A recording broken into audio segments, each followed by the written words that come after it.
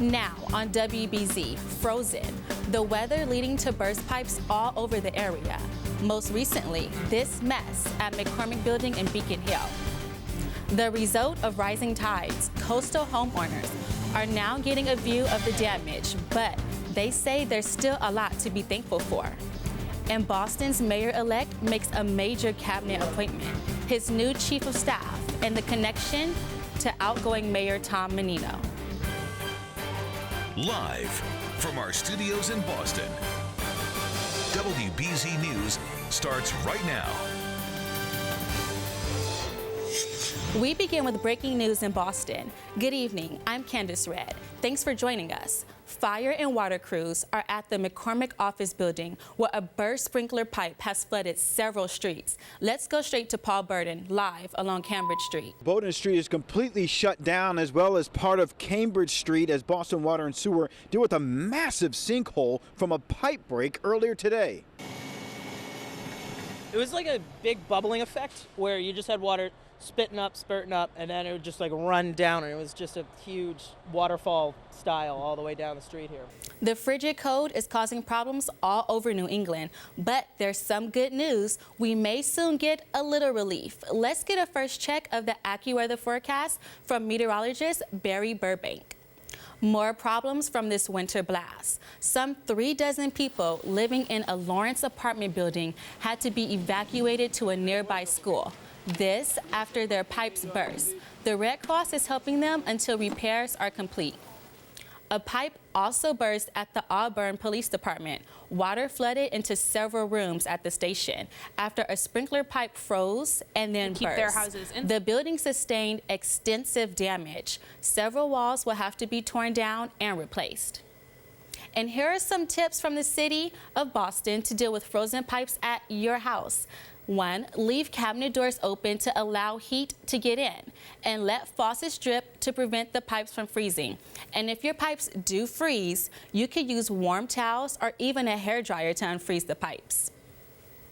Flooded coastal communities finally had a chance to clean up today. They also got a glimpse of the damage left by the rising tides.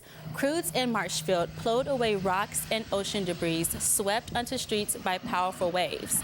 And as breeze season shows us, it was a busy day for coastal residents of Scituate as well. In Scituate, you'll find the happiest residents on sleds and the unhappiest residents on 4 legs. But then there's Bob Bocci, hardly phased at all. How do you get used to this? You get a boat, you cut through the ice, you come across. Newton firefighters out in the cold this evening battling this fire. It's on Newtonville Avenue, just south of the Pike. The 3-alarm fire started shortly after 4 in a 3-story home. We're still waiting to hear just how much damage was done. Mass State Police say the smoke caused delays on the Pike. Drivers there were going about 40 miles per hour. A building destroyed by fire in North Attleboro had to be torn down today.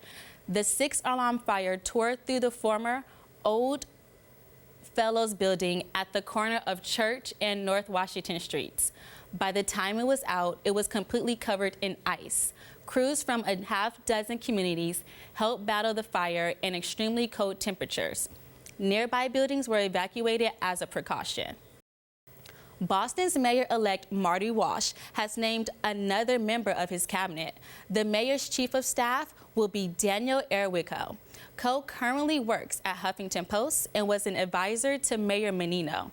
Earlier today, Walsh joined volunteers at Pine Street Inn, serving lunch to homeless residents. He later hosted a youth summit at Roxbury Community College. There, he asked young people what they would like to see in the city. Walsh takes the oath of office on Monday. The city of Lawrence has a new mayor today. Daniel Rivera was sworn in at the Old Lawrence High School. 500 supporters watched as Rivera took the oath of office. Rivera beat Mayor William Lantigua by 81 votes.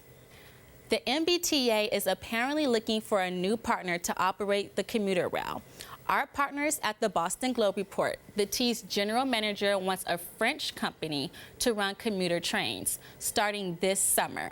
And that's exactly when the contract with NBCR runs out. The general manager plans to talk about the contract at a board meeting later this month. They're the most significant changes in 50 years. Coming up tonight, new strict rules for airline pilots just went into effect today. Emergency landing, more on the small plane that went down this afternoon on a busy expressway.